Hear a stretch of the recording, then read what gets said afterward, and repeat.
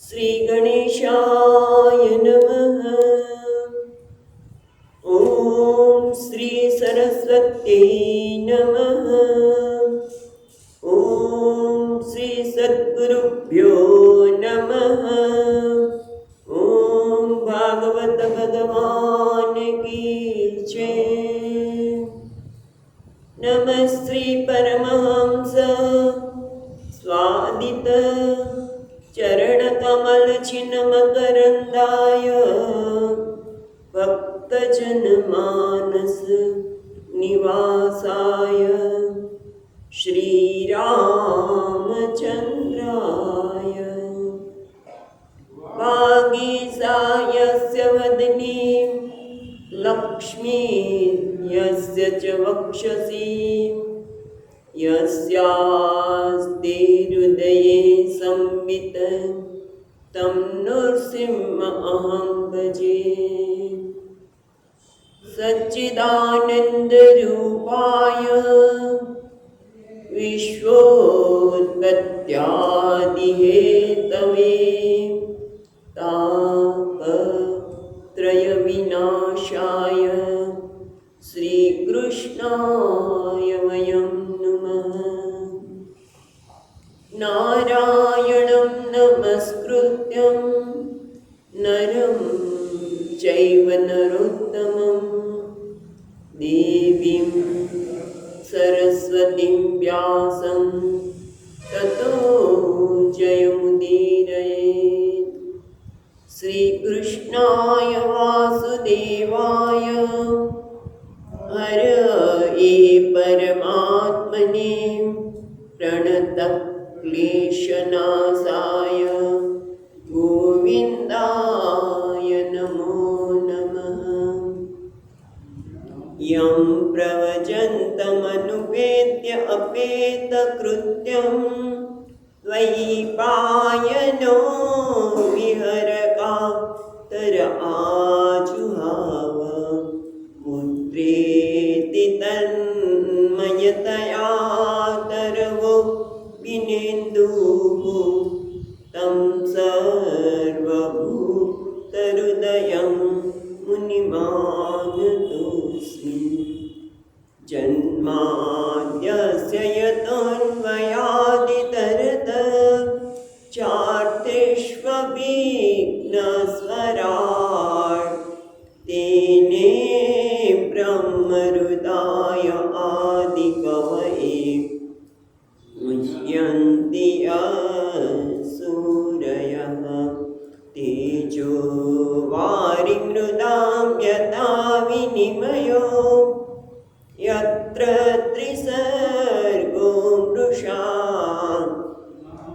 नाम स्वेन सदा निरस्तकुहकं सत्यं परं धीमहि। नमो भगवते तुभ्यं वासुदेवाय धीमहि प्रद्युम्नाय निरुद्धाय नमः शंकर्षणाय च।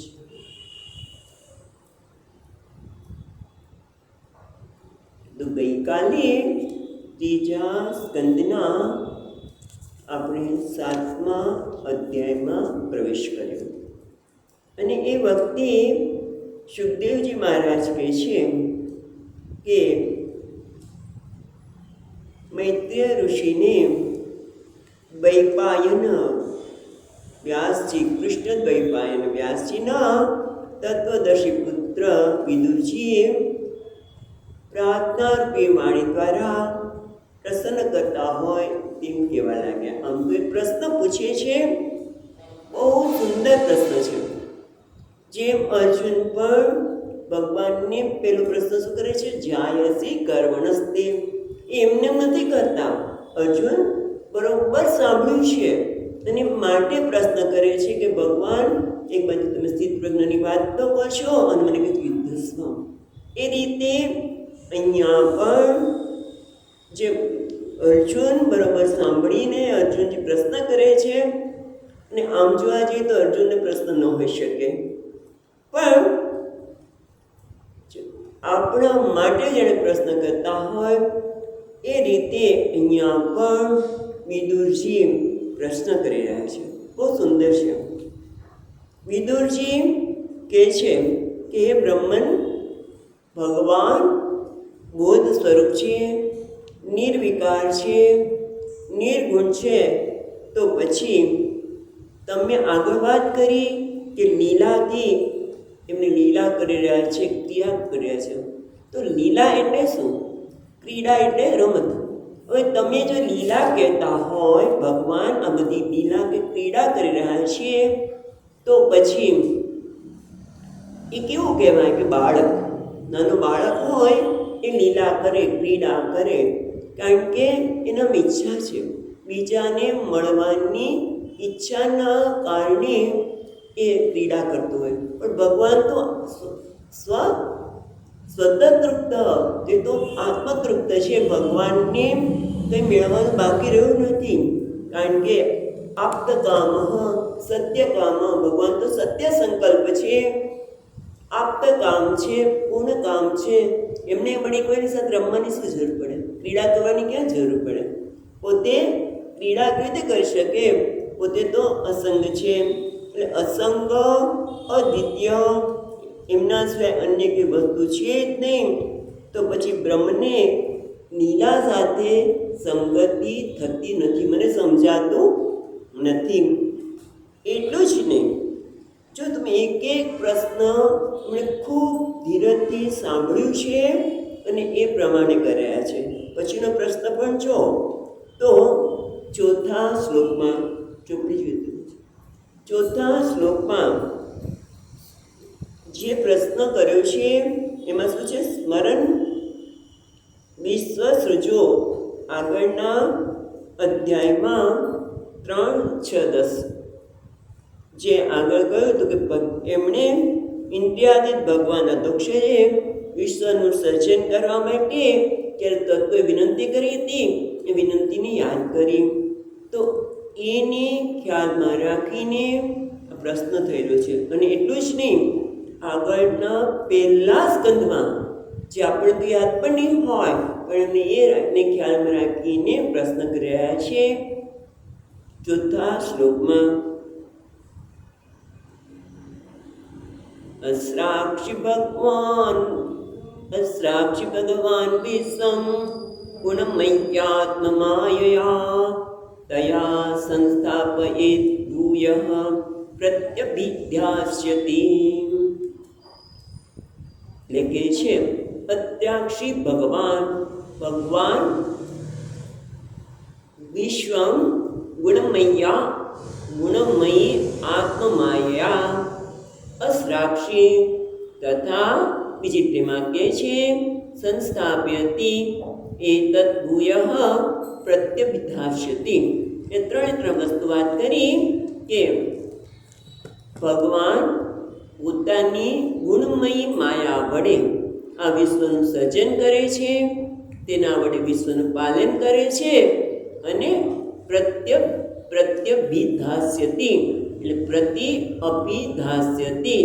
સંસ્થાપ્યતિ જે પહેલાં છે સંસ્થાપ્યતિ એટલે પાલન કરે છે, અને પ્રત્ય અભિધાસ્યતિ અને ઉલટા પ્રતિ અભિધાસ્ય, દાસ્ય એટલે પનામાં લય કરે છે, પણ ઉલટા ક્રમમાં પોતામાં લય કરે છે.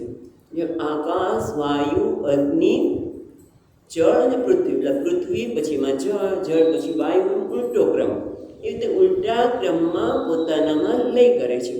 પણ અહીંયા એક બહુ સુંદર વાત કરી ટીકામાં કે પેલો જો અસ્રાક્ષી ભગવાન વિશ્વમ, પછી શું છે શબ્દ? ગુણમય્યા આત્મમાયા. એટલે ગુણમયી આત્મનઃ. એટલે અહીંયા આત્મા છે એ જીવના સ્વરૂપમાં છે. એટલે ગુણમયી એટલે ગુણમયી એટલે જેને ગુણ ધારણ કરે. ગુણ એટલે સત્વ, રજસ, તમ ગુણ. એ ગુણના લીધે આત્મનઃ એટલે જીવસ્ય કર્તૃત્વ ભોક્તૃત્વાદિ મૂત્પાદિકા યા માયા તયા સૃષ્ટવાન. એટલે માયા કયું કે માયા કઈ? તો કે જે ગુણમયી છે એ ગુણના કારણે જીવમાં કર્તૃત્વ ભોક્તૃત્વનો મોહ ઉત્પન્ન કરે છે. ખરેખર જીવ પોતાને કરતા ભોગતા માને છે, પણ છે નહીં. કેમ? કારણ કે તમે પહેલા અધ્યાયમાં જ કીધું હતું, પહેલો સ્કંદ 7મો અધ્યાય એનો 5મો શ્લોક, ત્યાં એમણે કહ્યું હતું કે યા સંમોહિતા જીવ આત્મનમ ત્રિગુણાત્મકામ પરો અપી મન્યતે અનર્થમ તત્કૃતમ ચ વિપદ્યતે. એનો અર્થ આપણે યાદ કરી લઈએ તો ત્યાં શું કીધું? યા સંમોહિતા જીવ, જેના વડે આ જીવ છે એ મોહિત થાય છે. શેનાથી? આત્મનમ ત્રિગુણાત્મના. જીવ પોતાને આ ત્રિગુણાત્મક માયા છે, 3 ગુણોને લીધે, એ 3 ગુણોને લીધે કર્તૃત્વ ભોક્તૃત્વ, 3 ગુણોનું ક્રિયા, 3 સત્વરજતમો ગુણના ગુણા ગુણેશુ વર્તનતે, ગુણ બીજા ગુણ સાથે વર્તન કરતો હોવા છતાં પોતાને આ ગુણના વ્યવહારને કારણે પોતાને કરતા ભોગતા માને છે. ખરેખર છે પરોપી, ખરેખર પોતે આનાથી પર છે, અને છતાં પણ એ પોતાને કર્તૃત્વ ભોક્તૃત્વ વાળો માને છે. વિપદ્યતે, એ પોતાને એવું માને છે. અને જે હમણાં આગળ જ 6ઠ્ઠા સ્કંદમાં પણ કહ્યું કે ભગવત માયા માયિનામ અપી મોહિની, ભગવાનની માયા એવી છે કે જે માયિના એટલે બ્રહ્માજી, ઇન્દ્ર વગેરેને પણ મોહિત કરનારી છે. એટલા માટે એને ગુણમયી માયા, ભગવાનની માયા કેવી છે? ગુણમયી. એટલે ગુણમયી અને ગુણના કારણે જીવ પોતે જે કરતા ભોગતા નથી, છતાં પોતાને ગુણના કારણે એવું માને છે. પરેપી, એવી માયા દ્વારા ભગવાન સૃષ્ટિનું સર્જન કરે છે, સ્થાપયતી એનું પાલન કરે છે, અને પાછો સમય આવતા પોતાનામાં સમાવી લે છે. હવે આગળ કહે છે 5મા શ્લોકમાં કહે છે કે આ વિશ્વની સૃષ્ટિ સ્થિતિને લઈ પણ જે થઈ રહ્યું છે એ જીવને અવિદ્યા સાથે સંબંધ હોય તો જ ઘટે. આ સર્જન, પાલન અને સંહાર એ કેમ થયો? તો કે કારણ કે જીવના કર્મો ઉત્પન્ન થયા. પણ પહેલાં તો જીવને કર્મ કરે છે જ ક્યાં? ખરેખર જીવ પોતે કેવો છે એનું સ્વરૂપ પોતે યાદ કર્યું છે. બધું જ વિદુરજીએ સાંભળ્યું છે ભાગવતમાં, અને એના આધારે કહે છે. અને આપણા માટે વિચાર કર, ગઈકાલે પણ વાત કરી કે આ વિચાર કરવા યોગ્ય છે કે આપણે આ રીતે વિચારીએ છીએ ખરા? તો શું કહે છે? આપણે તો આપણી જાતને કરતા ભોગતાને હમણાં જ આવશે કે કેટલા બધા ક્લેશથી યુક્ત માનીએ છીએ. અરે રે, મેં આમ ન કર્યું તો સારું હતું, પેલું થયું તો સારું હતું, વગેરે વગેરે વિચાર આવે છે. પણ આજે આપણે જોઈએ જ છીએ. પણ અત્યારે કહે છે 5મા શ્લોકમાં તે સતત કાલ તો યસૌ અવસ્થાત સ્વતોન્યતઃ અવિલુપ્તાવબોધાત્મા સયુજ્યતા જયા કથમ. એટલે કહે છે દેશતઃ, એટલે દેશ એટલે સ્થળ, દેશ એટલે સ્થળ, દેશસ્તઃ કાલતઃ સમયતઃ યહ અસૌ અવસ્થાતઃ સ્વતઃ અન્યત. 5 વસ્તુની વાત કરી: દેશ, કાળ, અવસ્થા, પછી પોતાનાથી કે બીજાના નથી. પણ કેવો છે? અવિલુપ્ત બોધાત્મા. અવિલુપ્ત, લુપ્ત એટલે લુપ્ત થવું, નાશ થવું. અવિલુપ્ત, જેનો નાશ થતો નથી તે. અને શું છે? બોધાત્મા એટલે જ્ઞાન સ્વરૂપ, જેનું જ્ઞાન કોઈ પણ રીતે નાશ થતું નથી. અસૌ, અસૌ એટલે આ, યો અસૌ, અસૌ એટલે આ, યહ એટલે એ, જે આ, જે એટલે આ એટલે શું? જે આગળ જીવાત્માની વાત કરી હતી તે જ. દેશ, કાળ, અવસ્થા, પોતાનાથી કે અન્યથી જેનું જ્ઞાન નાશ થતું નથી. અવિલુપ્ત બોધાત્મા એટલે જે પોતે જ્ઞાન સ્વરૂપ છે. સહ, જો પછી છેલ્લું ચરણ જો, સહ યુજ્યતા, યુજ્યતા જયા એવું લખ્યું છે ને, તો એમાં શું છે? યુજ્યેત અજયા. અજયા એટલે અજા, અજાની ત્રીજી વિભક્તિ છે અજયા, માલા માલયા. એટલે અજયા એટલે અજા એટલે અજ્ઞાન, અજા એટલે અવિદ્યા, અવિદ્યા સ તો તે કથમ યુજ્યતે અજયા, તો એ અવિદ્યાથી કેવી રીતે જોડાઈ શકે? એટલે અવિદ્યાથી જોડાય તો જ પોતાને કરતા ભોગતા માને, પણ પોતે કરતા ભોગતા ક્યારે માને? કે અવિદ્યાથી જોડાય ત્યારે. અવિદ્યા એટલે અજ્ઞાન, અંધકાર, પણ પોતે તો કેવો છે? અવિલુપ્ત અબોધ, જેમાં જ્ઞાન સ્વરૂપ છે, જેનામાં કોઈ પ્રકારનો લુપ્ત એની કોઈનાથી અસર થતી નથી. કેટલાથી અસર થાય? તો કે દેશથી, કાળથી, પછી અવસ્થાથી, પોતાનાથી અને અન્યથી. આપણે બધા શબ્દ વિસ્તારથી જોઈશું. તો પહેલાં તો જોઈએ તો કે છે જે દેશતઃ એટલે દેશ એટલે સમય, આપણે એક સ્થળ, બરાબર, સ્થળથી. જેમ કે દીવાનો પ્રકાશ છે, દીવાનો પ્રકાશ છે એ અમુક સ્થળ સુધી સ્થળ એટલે કે અમુક સ્થાન સુધી જાય, પછી દીવાનો પ્રકાશ બધે પહોંચી શકે નહીં. પણ આ જીવ કેવો છે? પોતે તો જીવાત્મા એ તો સર્વવ્યાપી છે, એટલે અમુક જ સ્થળમાં હોય અને બીજામાં ન હોય કે જેથી એના પર અસર થાય. ખ્યાલ આવે છે? બહુ બહુ સૂક્ષ્મ ચિંતન છે, સૂક્ષ્મ વાત થઈ રહી છે કે જેમ દેશમાં એટલે કે દીવાને ત્યાં દ્રષ્ટાંત આપે છે કે દીવાનો પ્રકાશ અમુક સ્થળ સુધી જઈ શકે, પણ અસૌ આ જે છે એ અમુક સ્થળ સુધી નથી, એ તો બધી જ છે. અને એટલા માટે એના જ્ઞાનમાં એની જ્ઞાન ક્યારેય લુપ્ત થઈ શકે નહીં. આ બધા દ્રષ્ટાંત જે જ્ઞાન સ્વરૂપ છે, જે ચૈતન્યાન કહો, જે ચૈતન્ય શબ્દ વાપરો, તો ચૈતન્ય સ્વરૂપ છે એને દેશની અસર થાય નહીં. પછી શું છે? કાળતઃ એટલે કાળ એટલે કે સમય. જેમ કે ચોમાસામાં વીજળી થાય તો સમયમાં થાય, ઝબકારો થયો અને પછી જતી રહી. પણ એવું આ જ્ઞાન નથી કે જેમ ઝબકારો થઈને જતું રહ્યું. એ તો જ્ઞાન સ્વરૂપ જ છે, એટલે સમયમાં જઈ શકે નહીં. અને પછી આવ્યું અવસ્થાતઃ. એટલે અવસ્થા એટલે અમુક અવસ્થામાં, એટલે તમે આપણે અમુક અવસ્થામાં સ્મરણ હોય પછી આપણે ભૂલી જઈએ.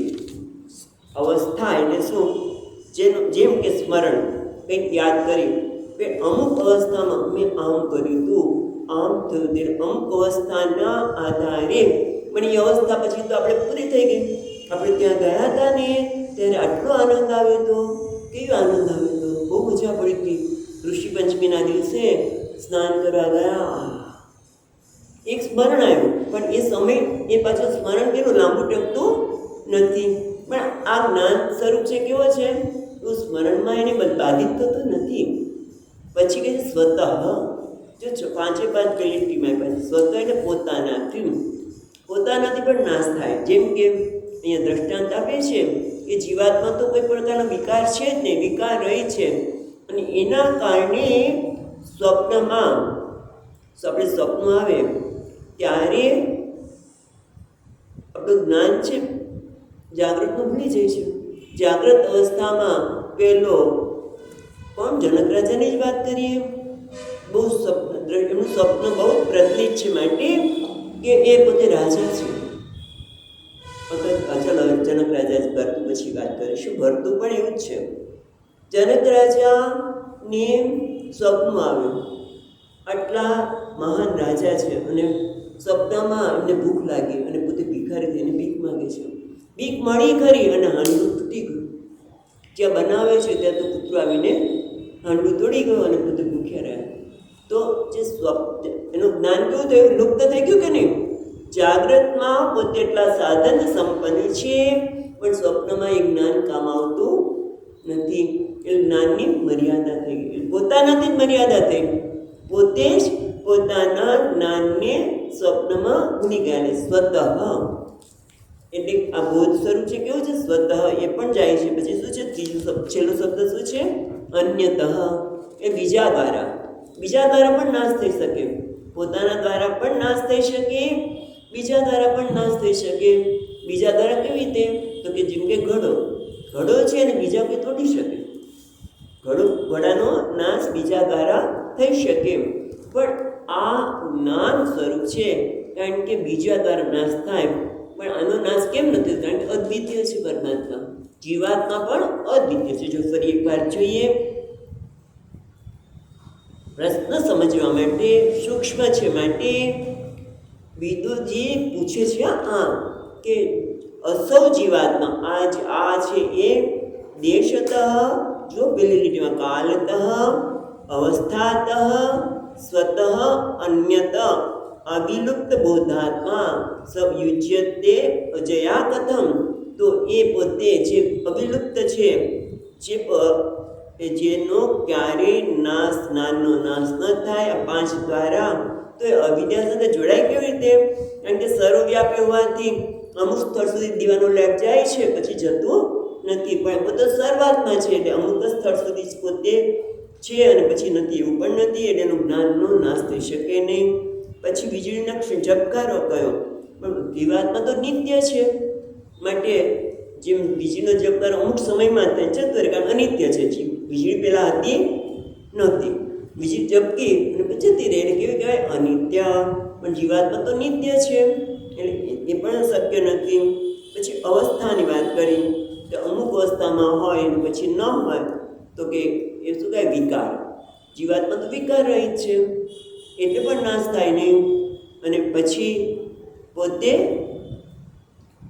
પોતાનાથી, જેમ સ્વપ્ન દ્રષ્ટાંત આપ્યું, પરમાત્મા જીવાત્મા કે સત્ય સ્વરૂપ છે, સદા રહેવાળો છે, સત સ્વરૂપ છે, એટલે પણ એક જ્ઞાન જાગ્રત અવસ્થાનું જ્ઞાન હતું, સ્વપ્નમાં ભૂલાઈ ગયું જનક રાજા દ્વારા કે આપણા દ્વારા, એ પણ શક્ય નથી.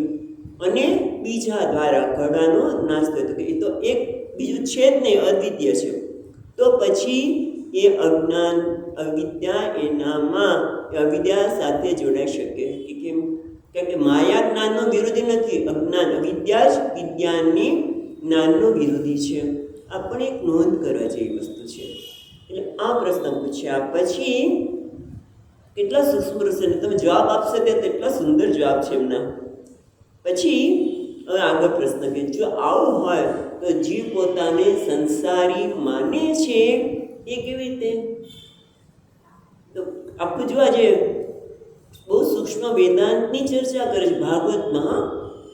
તમને એમ થાય કે આ ભાગવતનું પણ ભાગવતમાંથી જ બોલાઈ રહ્યું છે. છઠ્ઠો શ્લોક જોઈએ.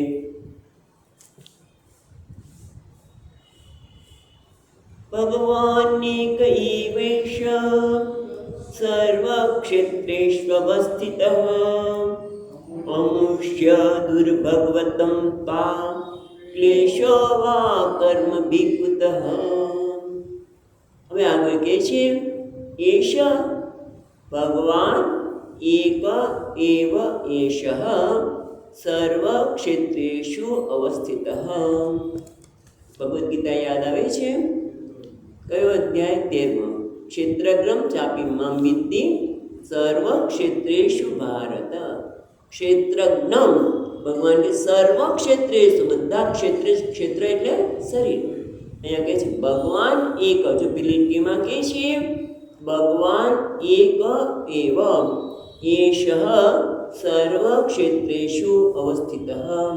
ભગવાન એક જ આ બધા સર્વ, બધા ક્ષેત્ર, બધા શરીર એટલે મનુષ્ય શરીર, સ્ત્રી શરીર, પુરુષ શરીર, બાળક શરીર, વૃદ્ધ શરીર, રોગી કે નિરોગી, કૂતરું, બિલાડું, ઇવન મકોડો, બધા જ શરીર કહેવાય ને.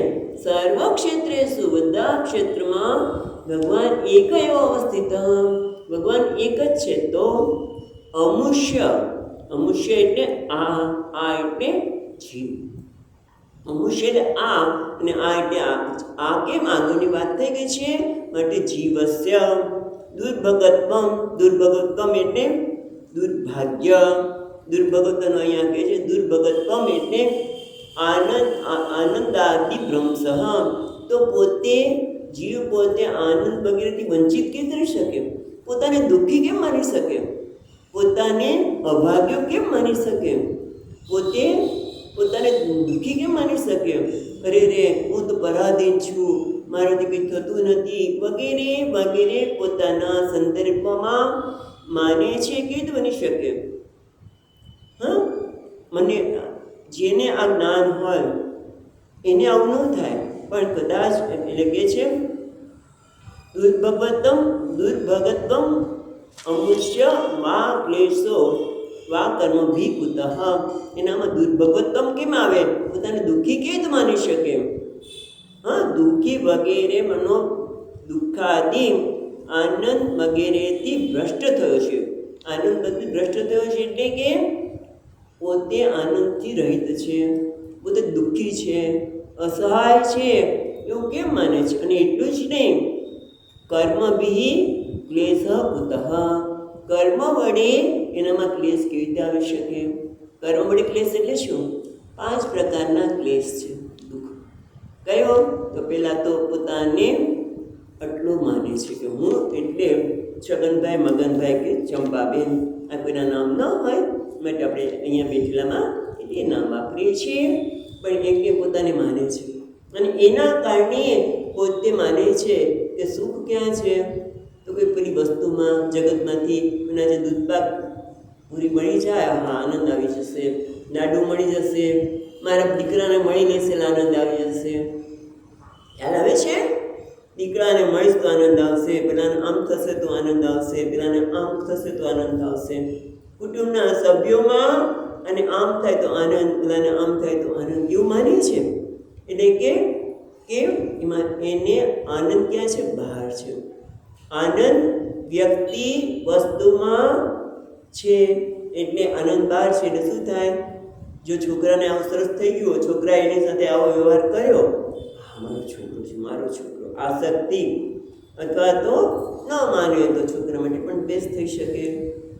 એકના ઘડીમાં આસક્તિ થાય, આ રાગ, દ્વેષ, અભિનિવેશ, આ બધું મારું મારું નથી. આ બધા જ પ્રકારના ક્લેશનું કારણ છે કર્મ, અને કર્મનું કારણ છે અજ્ઞાન. પણ આ તો કેવો છે? જ્યાં ભગવાન જ બધાના હૃદયમાં, બધાના શરીરમાં ભગવાન જ રહેલો છે, તો દુર્ભગત્વ એટલે આનંદ પગેથી પોતે ભ્રષ્ટ થઈ ન શકે. એટલું જ નહીં, પોતાને એવું ન થાય. જો ખરેખર જ્ઞાન હોય તો શું થાય?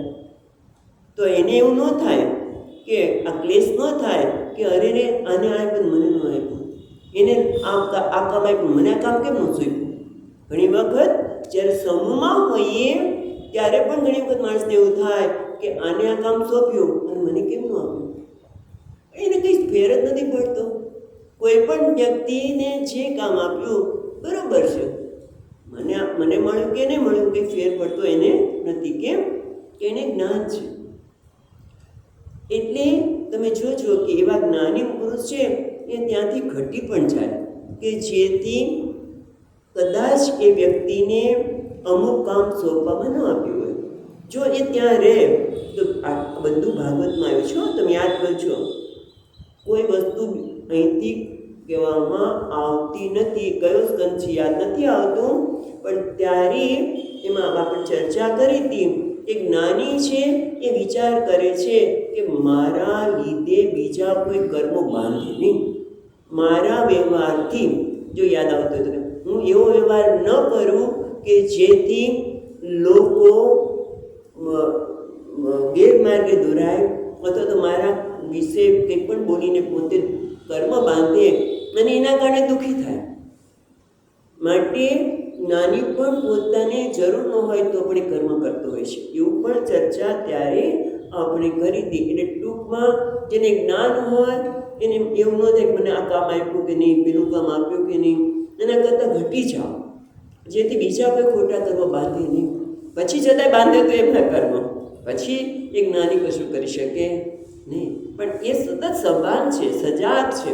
કેવું કે જ્ઞાની એટલે સ્વામીજી કે એકદમ કે સ્થિરતા ન પણ હોય, પણ ટેન્જોલ ડોલ, એટલે ખબર છે ટેન્જોલ ડોલ એટલે કે આપણે અત્યારે આવતી જ હશે સ્વામીજી પાસે ત્યાં હતી એવી નાનકડી ડીંગલી હોય.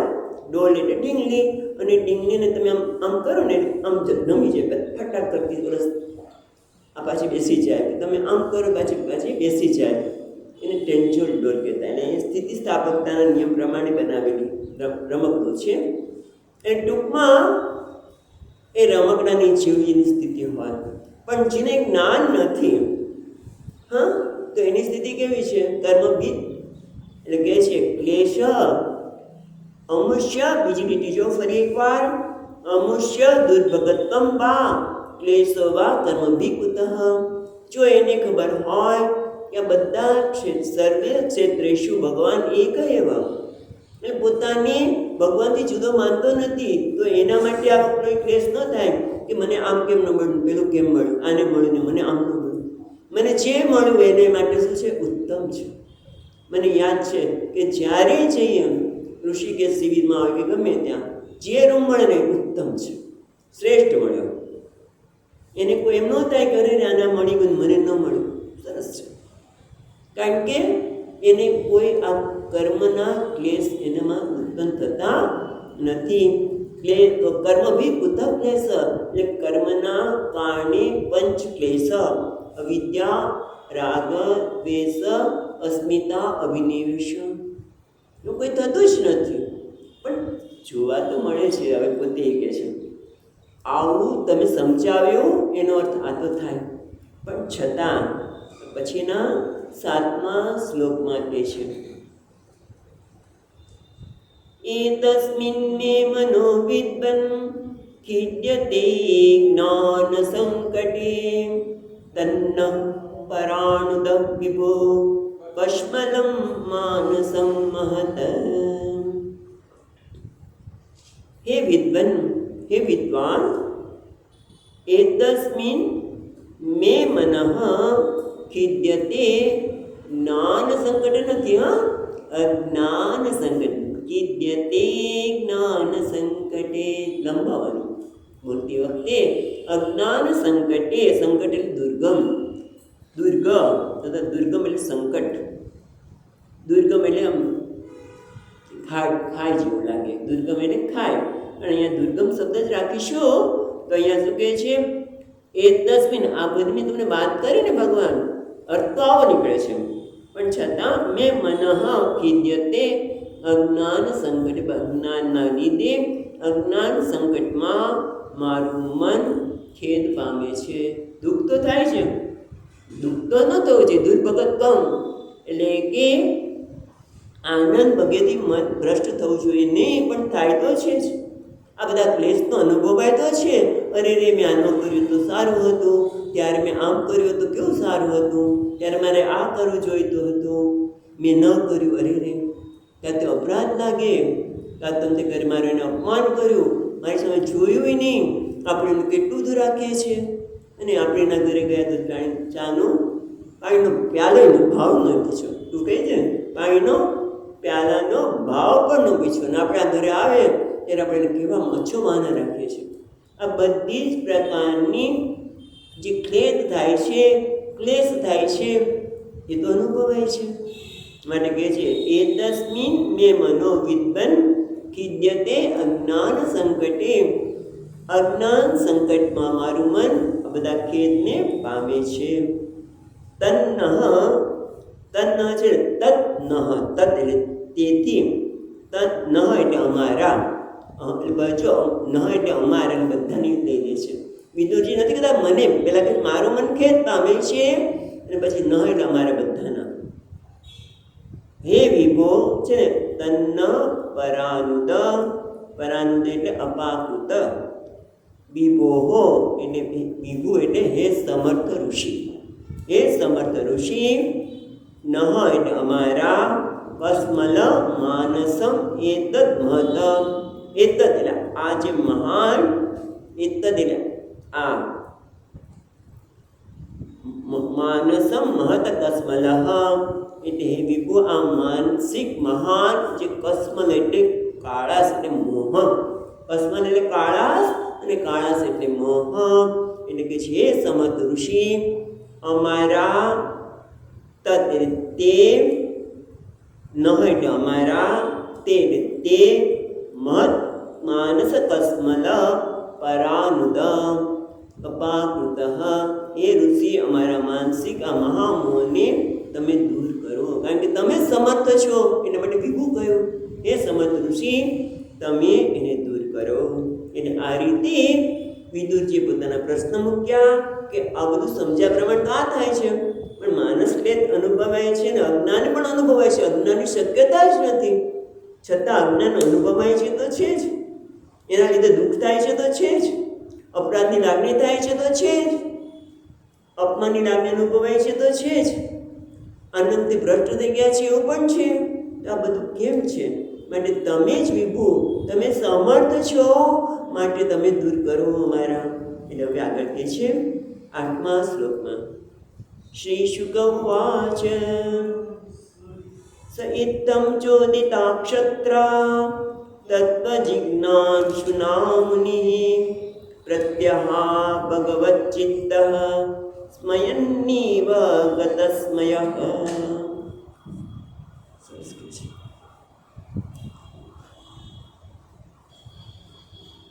સુખદેવજી મહારાજ કહે છે સ ઇત્થં ચોદિતા ક્ષત્રા.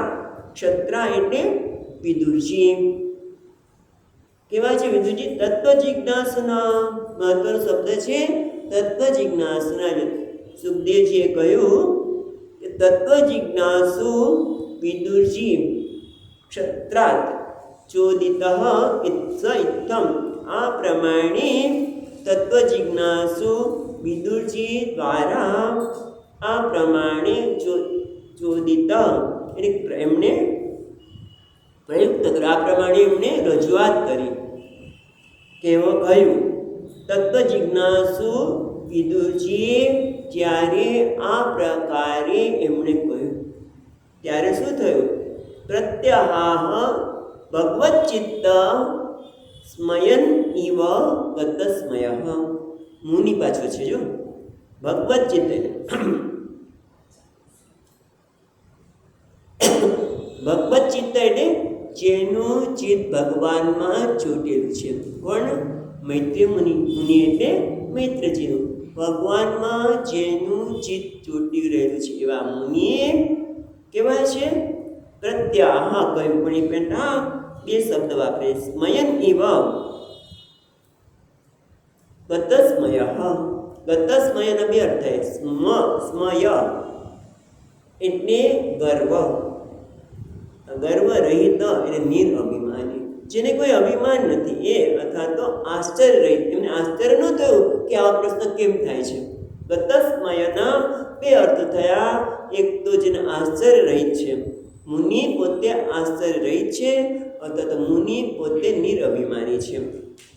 અને સ્મયન ઇવ, સ્મયન એટલે ઉત્તર આપવા માટે પોતાનું સામર્થ્ય પ્રગટ કરતા. એટલે પોતે ઉત્તર આપવાનું સામર્થ્ય ધરાવે છે, પણ પાછા કહેવાય છે નિરઅભિમાની છે. અને મહત્વનું શું છે? નિરઅભિમાનીપણાનું કારણ શું છે? ભગવત ચિત્ત, જેનું ચિત્ત ભગવાનમાં ચોટેલું છે. અને પાછા કહેવાય છે મુનિ છે, જે સતત ભગવાનના સંદર્ભમાં મુનન કરે છે. એટલા માટે અહીંયા સુખદેવજી મહારાજ કહે છે કે જ્યારે તત્વ જિજ્ઞાસુ એવા વિદુરજીએ આ પ્રકારે પ્રશ્ન કર્યા ત્યારે ભગવાનમાં ચિત્ત રહેલા એવા મુનિ મૈત્રીએ પોતે જે નિરઅભિમાની છે, જે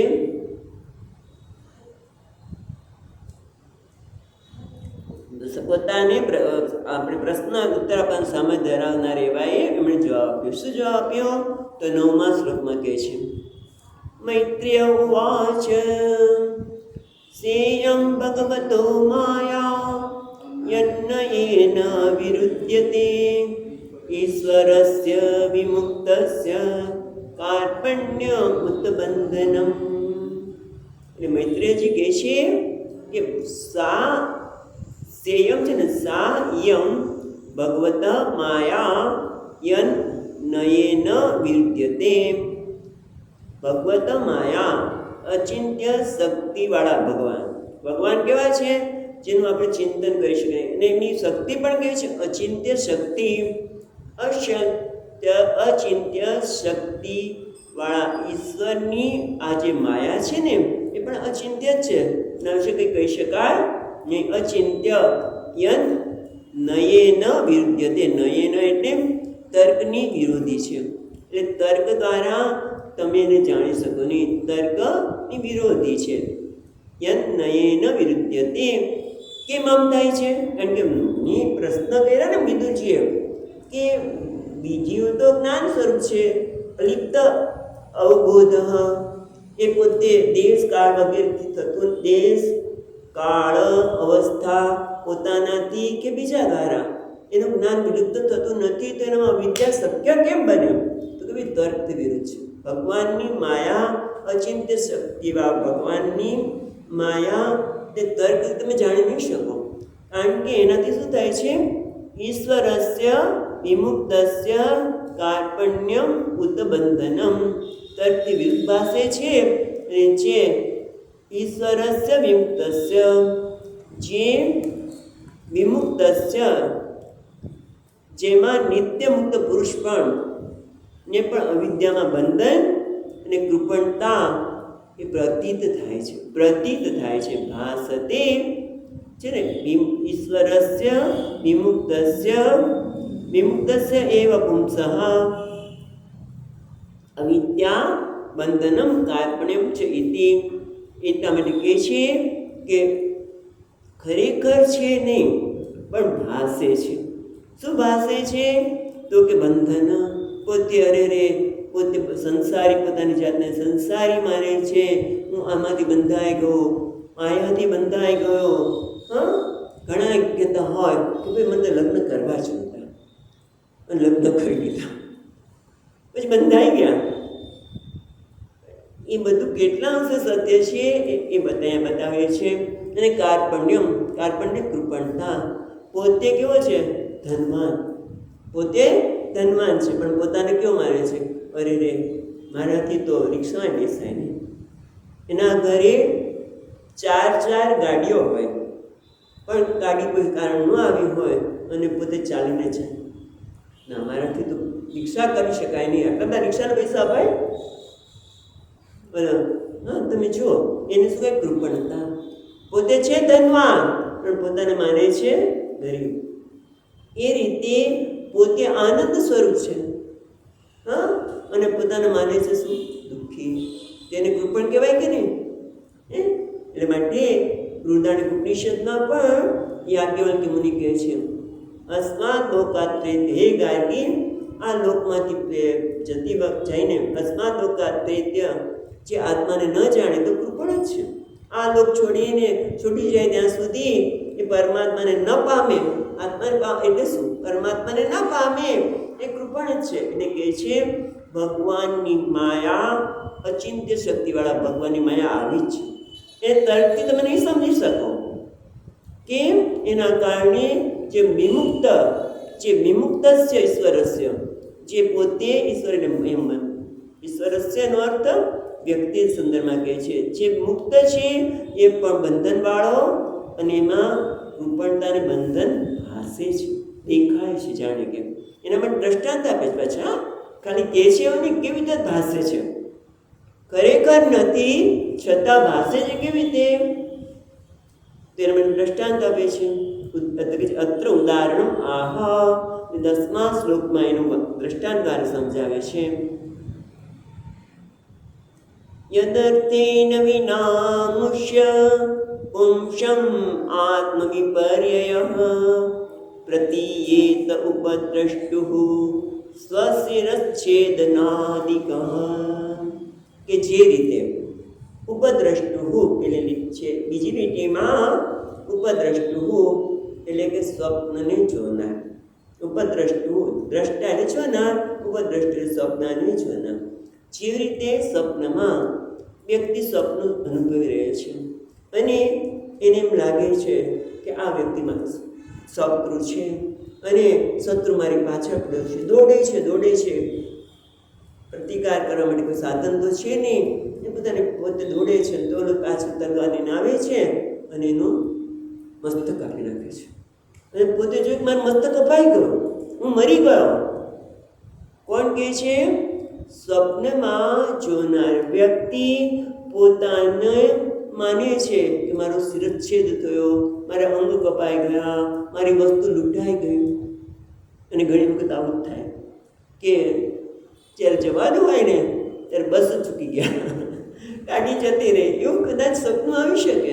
પોતે હજી તો ગયો નથી વ્યક્તિ, તો એમ થાય મારી બસ ચૂકાઈ ગઈ, મારી વસ્તુ લેવાઈ ગઈ, કોઈ લઈ ગયું, મારી બધા કોઈ વસ્તુ ચોરાઈ ગઈ. વસ્તુ તો પોતાની પાસે જ પડી છે, પોતાની બેગમાં કશુંથી કંઈ ગયું નથી, તો એ બની શકે મારી બેગ કોઈ લઈ ગયું, મારી વસ્તુ જતી રહી, મારું આમ જતું રહ્યું. એટલે કે શિરછેદાદિ સ્વશિરછેદનાદિકમ, જે પોતાના એટલે કે જો આખો શ્લોક જો યદા અર્થેન વિના અમુષ્ય પુંસ આત્મવિપર્ય, આત્મવિપર્ય એટલે પોતાના વિશેની ખોટી ભ્રાંતિ, મિથ્યા ભ્રાંતિ થાય. એટલે આત્મવિપર્ય એટલે પોતાના વિશેની મિથ્યા ભ્રાંતિ. શું થાય છે? યદ અર્થેન વિના અમુષ્ય, ખરેખર કશું થયું નથી વિના, પણ પ્રતીયતે એને ખાલી પ્રતીતિ થાય છે. કોને? ઉપદ્રષ્ટુ, જે સ્વપ્નના દ્રષ્ટા છે એને પોતાના મસ્તક શિરચ્છેદનાદિ, પોતાનું મસ્તક કપાઈ ગયું, મારી વસ્તુ જતી રહી, મારી બસ જતી રહી, ટ્રેન છૂટી ગઈ, આ છૂટી ગયું વગેરે કશું થયું નથી, છતાં સ્વપ્નમાં પ્રતીયતે. એ રીતે જે વિમુક્ત છે, જેમાં કોઈ પ્રકારનું બંધન નથી, જે કૃપણ છે જ નહીં, આનંદ સ્વરૂપ છે, પણ બધાને કૃપણ માને છે. હું તો દુઃખી છું, આનંદથી વંચિત છું, મારે આમ થાય, પેલાનું આમ થાય, કેટલી બધી માગણી તેના મગજમાં ચાલતી હોય છે. અને એના કારણે આ પ્રતીયતે ખરેખર સત્ય છે નહીં. જેમ નરસિંહ મહેતા શું કહે છે? જીવ થકી શિવ થકી જીવ થયો એ જ આશે. બધા જે શિવ પણ બધાને જીવ માને છે, અને ખરેખર સત્ય તો છે બ્રહ્મને ટકા કરે. જાગીને જોઉં તો જગત દિશે નહીં, પણ જ્યાં સુધી એ જાગ્યો નથી ત્યાં સુધી સ્વપ્નમાં પોતાનો શિરચ્છેદ થયો વગેરે વગેરે જે કંઈ થયું એ પ્રતીયતે એને અનુભવાય છે, પણ એ સત્ય છે ના. જાગે ત્યારે ખબર પડે કે સત્ય નથી. હવે એના માટે અહીંયા કહે છે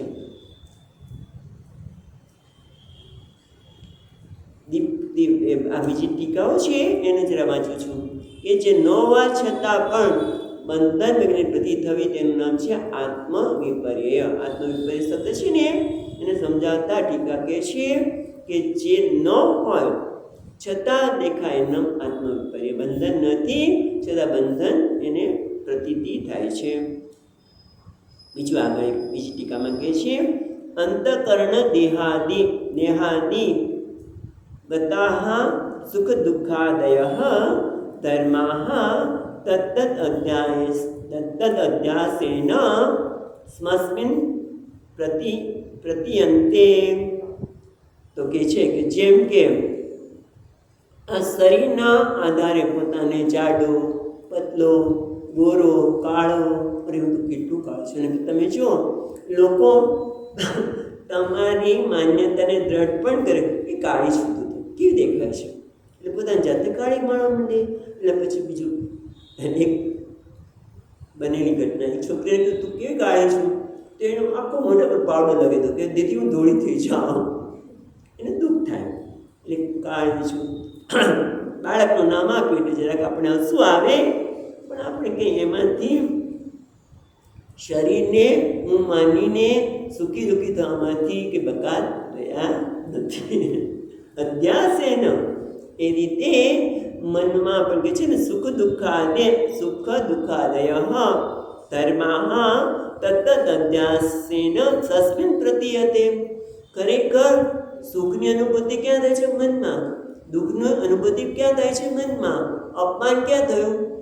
મનમાં. માન ક્યાં મળ્યું? મનમાં. પણ એનો અધ્યાસ પોતાના પર કર્યો અને પોતાની સુખી દુઃખી મને શરીરના ધર્મનો અભ્યાસ પોતાના પર કર્યો. હું ગોરી છું, કાળી છું, દેખાવડી છું વગેરે વગેરે, બુદ્ધિમાન છું વગેરે બધીના ધર્મો પોતાના પર મૂક્યા કે મારા જેવું કોઈ સમજનાર છે જ નહીં, આ તો કોઈ સમજતો જ નથી વગેરે વગેરે.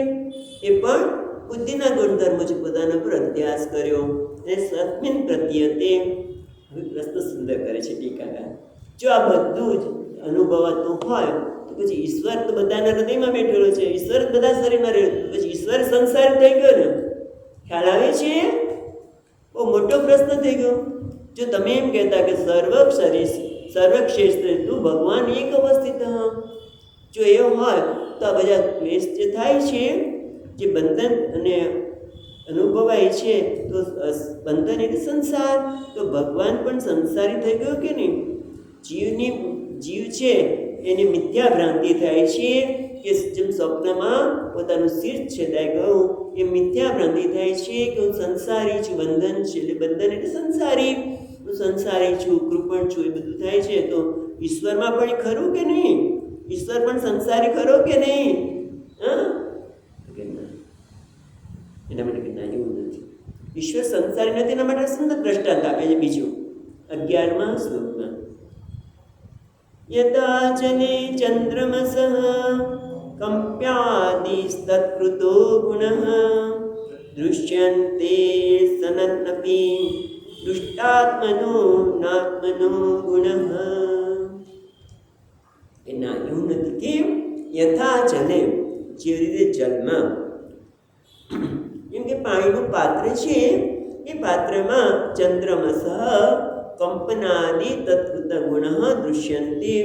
જેમ કે પૂર્ણિમાનો ચંદ્રમા છે અને કોઈ પાણી મૂક્યું હોય, એને પાણીની બધી શક્તિ મેળવવા માટે, જેમ પૂર્ણિમાનો શરદ પૂર્ણિમા આવશે એ લોકો બધા સાકર મૂકશે કે જેથી સાકર પણ અમૃતમય બની જાય, શક્તિશાળી બની જાય. એમ પાણીમાં મૂક્યું હોય અને પછી પવન આવે અને ચંદ્રમાનું પ્રતિબિંબ છે, એ પ્રતિબિંબને તે ઘરે રહે. જો હું તો કેવો હાલત ડોળક થઈ ગયું, મારી કોઈ સ્થિતિ છે? કદાચ પાણીમાં કોઈ લાલ કલર નાખી દીધો તો ચંદ્રમા લાલ થઈ ગયા, અથવા તો કોઈ માટી નાખી દીધી, છોકરા રમતા રમતા પાણીમાં ચંદ્રમા કે ડલ થઈ ગયા. અરે રે, બધું ડલ થઈ ગયું. કોણ કહે છે? ચાણીમાં પડેલું જે ચંદ્રમાનું પ્રતિબિંબ છે. યથા જલે ચંદ્રમસઃ, જેમ ચાણીમાં રહેલા ચંદ્રમા કંપનાદિ તદ્ગુણ દૃશ્યંતે, કંપન વગેરે જે ગુણો દેખાય છે, હું હરી રહ્યો છું, હું કાળો થઈ ગયો છું કારણ કે માટી નાખી, લાલ છું, વગેરે વગેરે ગુણો છે જાણે દેખાય છે, એમાં દેખાય છે. પણ જે ચંદ્રમા ખરેખર જેમાં છે કયું કંપન? ચંદ્રમામાં કંપન છે. આકાશમાં રહેલા પૂર્ણિમાના ચંદ્રમાં આ કંપન છે. કંપન ક્યાં છે?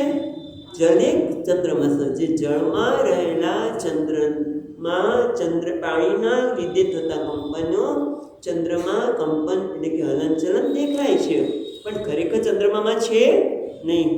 એટલે એ રીતે કે છે દૃષ્ટુ આત્મન અનાત્મન ગુણ. જોજો, દૃષ્ટુ અનાત્મન, અનાત્મન એટલે દેહ વગેરેના ધર્મો આત્મામાં ન હોવા જતા. આત્મન દ્રષ્ટુ આત્મન અનાત્મ ગુણ. એ જ રીતે અનાત્મન એટલે દેહાદિ ધર્મ અસન્નપી તદ અભિમાનીન દ્રષ્ટુપણીમાં અભિમાન કારણે દ્રષ્ટુ જે જોનાર છે એ આત્મન જીવસ્ય નતુ ઈશ્વરસ્ય. કારણ કે આ જળમાં દેખાતો ચંદ્રમા જેવું જીવ છે, કારણ કે અનાત્મા સાથે આ દેહ વગેરે સાથે તાદાત્મ્ય કરી લે છે અને પોતાને દેહ જેટલો માનીને છે, મન જેટલો માનીને છે અને પોતે અનુભવે છે. પણ ખરેખર ચંદ્રમામાં જેમ નથી, ઈશ્વરમાં ક્યાંય બંધન નથી. ઈશ્વર ક્યારેય સંસારી પોતે માને જ નહીં પોતાને, કારણ કે પોતે જાણે છે હું ચંદ્ર છું. પણ કોણ માને છે પોતાને? કંપનવાળો જે જળમાં દેખાતો ચંદ્ર છે એ માને છે.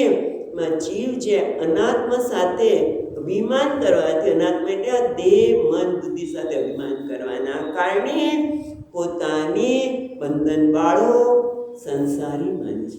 ખરેખર પોતે છે નહીં, પણ પોતાનો અભિમાન કરે છે. આ દેહ સાથે પોતાને દેહ જેટલો માને છે, મન જેટલો માને છે, બુદ્ધિ જેટલો માને છે, માટે આવું થાય છે. તો પછી ઉપાય શું?